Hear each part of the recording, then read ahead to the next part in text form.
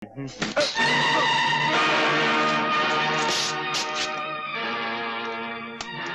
तुमने टांग अड़ाई है 144, फिर ना रोना कभी, नहीं तो उसे काट कर तुम्हारी गर्दन के साथ बांध दूंगा। तूने भी आज जवान लड़ाई है छोकरे, दोबारा नहीं लड़ाना, वरना इसे जबाड़े में से निकालकर चील और कौवों को डाल दूंगा। हाँ। तुम जानते नहीं, मेरा नाम शक्ति सिंह है, और शक्ति सिंह जिस जेल में जाता है वहां का जेलर या तो इस्तीफा दे देता है या किसी दूसरी जेल में तबादला करवा लेता है।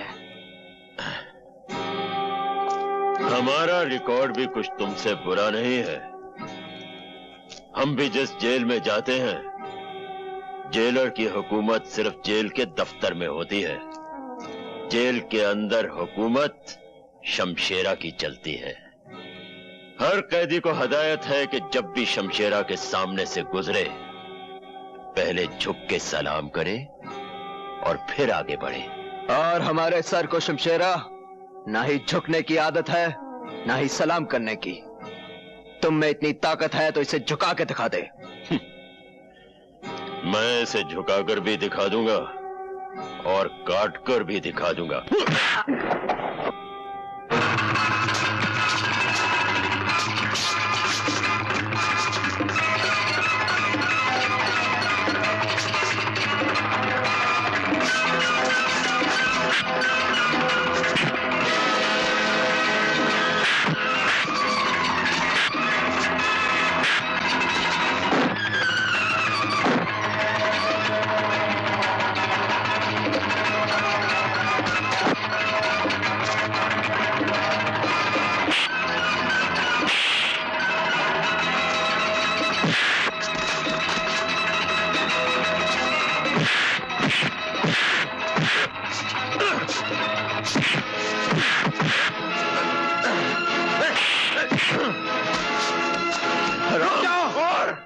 शमशेरा, शमशेरा, तुम 7 साल के लिए जेल में आए थे, लेकिन इन्हीं खूनी उबालों की वजह से तुम्हारी सजा 7 साल से बढ़कर 14 साल हो गई, और फिर 14 साल से 21 साल।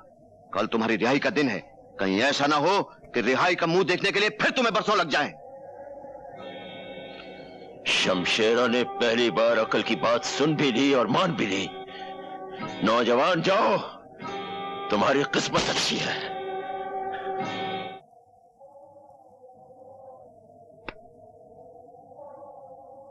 छमिया, रुक जाओ।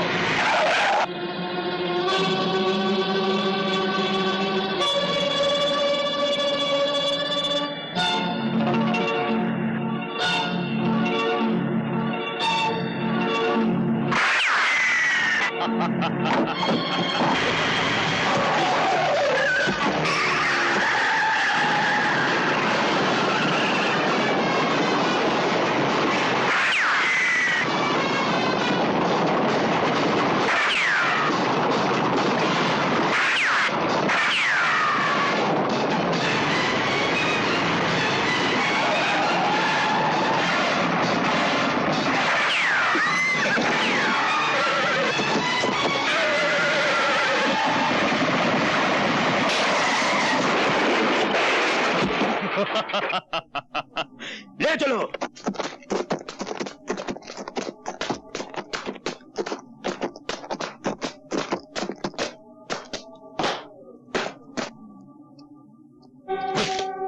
पहचाना मुझे?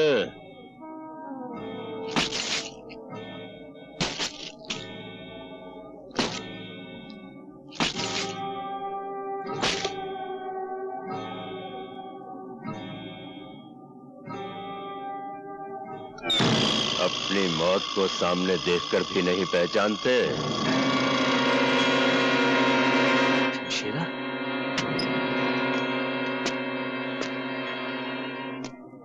मैंने तुम्हारा दिया हुआ यह जख्म अपने सर आंखों पर रखा है। बरसों जेल में पत्थर तोड़े हैं ताकि जिस दिन तुमसे मुलाकात हो तुम्हारा हिसाब चुकता कर सको। आज वो दिन आ गया है ठाकुर। इसे पहचानते हो?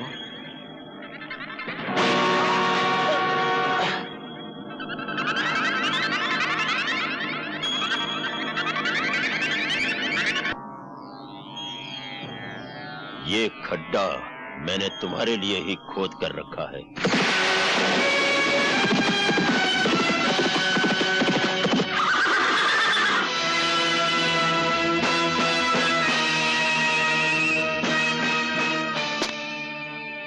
जो दूसरों के लिए खड्डा खोदता है वो खुद उसी में आकर गिरता है। जिन बच्चों के अभी दूध के दांत भी न टूटे हों, उन्हें इस तरह उछलकर मर्दों की तरह बात नहीं करनी चाहिए। मर्द तो मैं हूं, वो भी असली, और बेटा भी मर्द का। कहो तो मर्दानगी के 2-4 नमूने पेश करूं? ठहरो।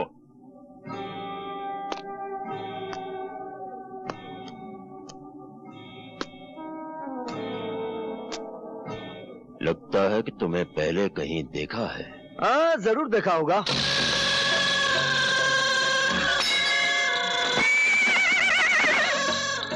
लो, बहादुर भी हाँ कह रहा है।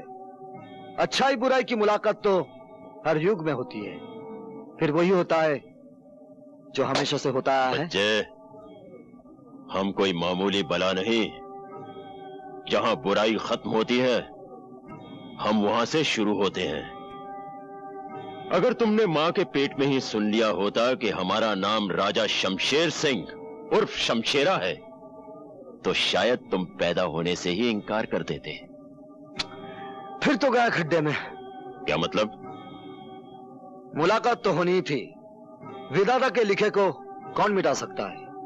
रावण था तो राम थे, कंस था तो कृष्ण थे, दुर्योधन था तो धर्मपुत्र थे, राजा है तो रवि है। थोड़ी देर में दुनिया कहेगी कि रवि था और राजा है। हमने बड़े बड़े कर्मवीर देखे, धर्मवीर देखे, परमवीर देखे, शूरवीर देखे, लेकिन शब्दवीर पहली बार देखा। हमने भी बड़े बड़े राजा देखे। गलियों का राजा देखा, सड़कों का राजा देखा, भिखारियों का राजा देखा, लेकिन आज पहली बार कब्रिस्तान का काना राजा देख रहा हूं। देखो मिस्टर कान्या, मारा मारी से पहले एक शर्त है। जो खड्डे में पहली बार गिरेगा वो अपने हाथों से मिट्टी समेट कर अपने आप को दफन कर लेगा। मंजूर? मुझे मंजूर है।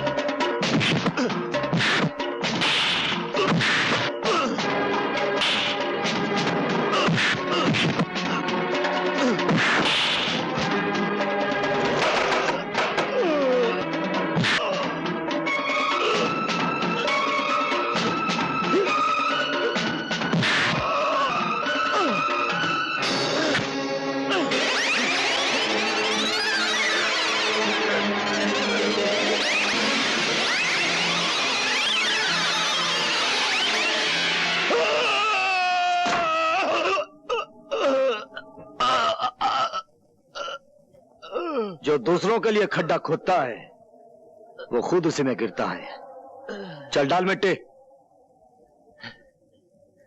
बेटा, इसे माफ कर दो। चल, आज तुझे माफ किया, ये तेरी पहली गलती थी। और एक बात सुन ले, अगर बुराई तेरा कर्म है तो अच्छाई मेरा परम धर्म है।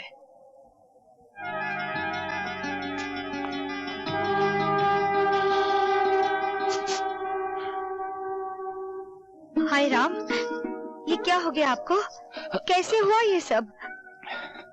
जिंदा पहुंच गया तुम्हारे पास। भगवान का शुक्र करो सावित्री। शमशेरा तो आ ही गया था आज, अपनी आंख का मेरी जान से बदला चुकाने। मुझे मारने से पहले एक नौजवान कहीं से आ गया और उसने तुम्हारी मांग का सिंदूर मिटने से बचा लिया। कहाँ है वो नौजवान? आप उसे साथ नहीं लाए? वही तो यहाँ लेके आया है मुझे। बाहर खड़ा है वो।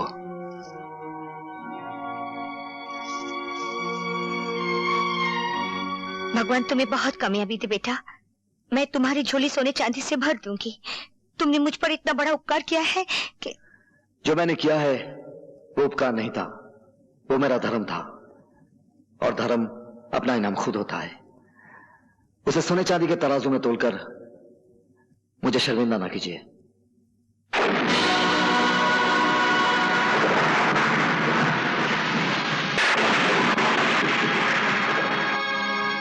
मैं चलता हूं। उनकी देखभाल के लिए किसी डॉक्टर को बुला लीजिए।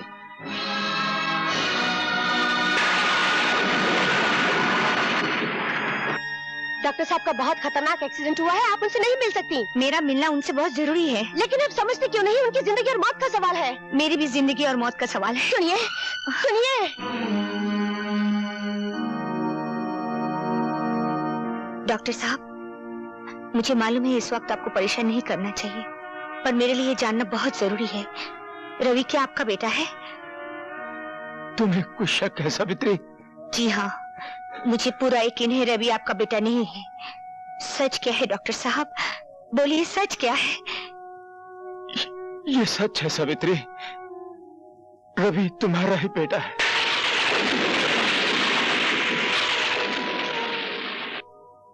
मगर अब इस सच्चाई को मेरे साथ ही मर जाने दो, नहीं तो तुम्हारे हरे भरे घर में आग लग सकती है। डॉक्टर साहब, डॉक्टर साहब, डॉक्टर साहब।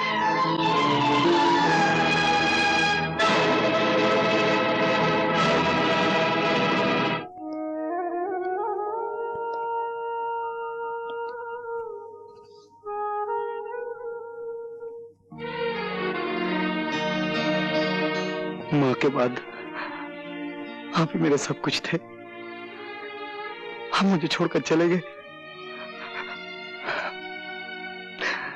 मैं अनाथ हो गया पिताजी, मैं अनाथ हो गया।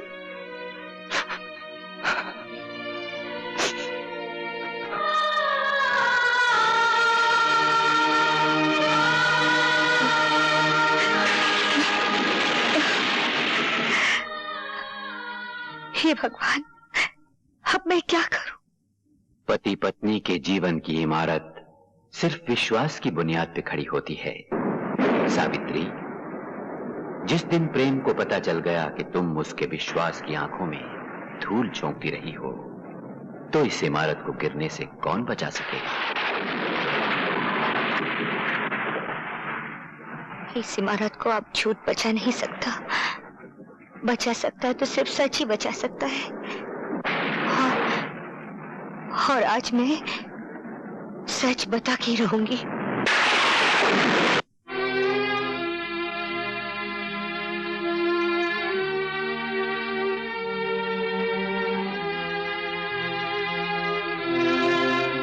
क्या बात है सावित्री? बात कुछ ऐसी है जो मैं ना कह सकी तो मेरा दिल अंदर ही अंदर घुट कर मर जाएगा। मैं आपसे सब... मैं जानता हूं तुम क्या कहना चाहती हो। मैंने तुम्हारी आंखों में तुम्हारे दिल की कहानी पढ़ ली है। तुम अपने बेटे के बारे में बात करना चाहती हो ना? हाँ हाँ, आपको कैसे मालूम कि मैं अपने बेटे के बारे में बात करना चाहती हूँ? सावित्री, मैंने जिंदगी के कितने साल गुजारे हैं तुम्हारे साथ, दुख सुख बांटे हैं। तुम्हारी जिंदगी का ऐसा कौन सा कोना है जो मुझसे छुपा है एक कोना जिसमें आज तक अपने... मैं वो कोना भी जानता हूं। उसका नाम है रवि। रवि? क्या बताया रवि ने आपको? उसने बताया कि तुम डॉक्टर को मिलने गई थी। डॉक्टर ने तुमसे कुछ कहा और दम तोड़ दिया। वो बिलक बिलक कर रोने लगा और तुमने उसके सर पे अपना हाथ रख दिया।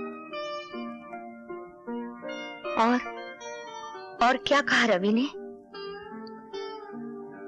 उसने कहा जब अपना हाथ तुमने उसके सर पे रखा तो उसे ऐसे लगा जैसे उसकी मां वापस आ गई हो।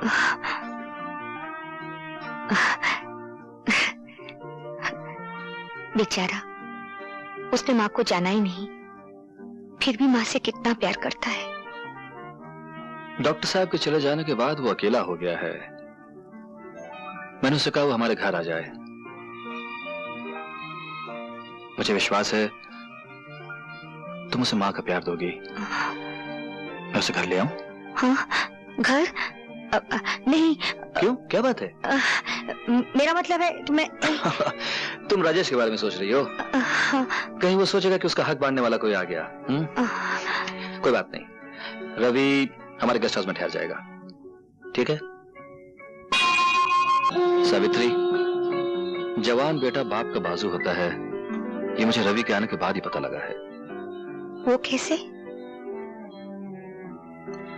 जब से रवि ने हमारा कारोबार संभाला है, हर काम में उसकी समझ, मजदूरों से काम लेने का ढंग, ये सब बताता है कि वो हमारे कारोबार को हमसे बेहतर समझता है। चलो अच्छा हुआ, कोई तो आपका हाथ बटाने वाला मिल गया। मैं तो चाहता था कि तुम्हारा लाडला राजेश एक बार रवि से मिल तो लेता, लेकिन उससे अपनी अयाशी से फुर्सत ही कहाँ है। छोड़ दो मुझे,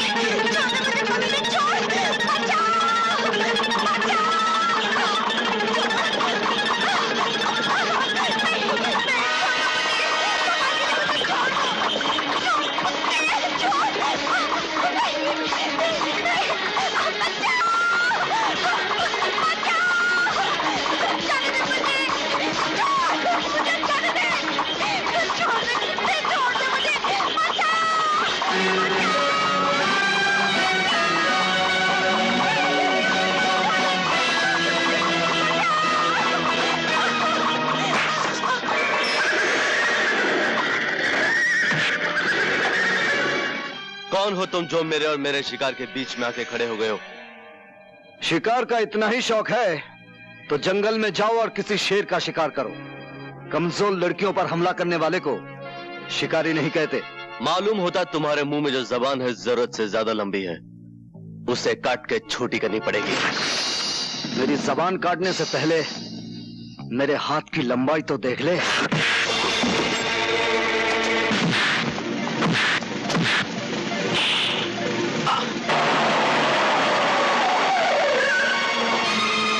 राजेश, राजेश, ये क्या हो रहा है? बेटे, यही हो रवि है, उस दिन जिसने शमशेरा से तेरे पिता की जान बचाई, और अब हमारे कारोबार में इनका हाथ बटा रहा है। तो यूं कहो माँ कि ये हमारा नया नौकर है, जो हमारे टुकड़ों पर पलकर अपनी औकात भूल रहा। राजेश! रवि, तुम बताओ क्या हुआ? आप इन्हीं से पूछ लीजिए। मैं जानता हूं गलती तुम्हारी ही होगी राजेश। चलो हाथ मिलाओ इसके साथ। मैं नौकरों से हाथ नहीं मिलाता।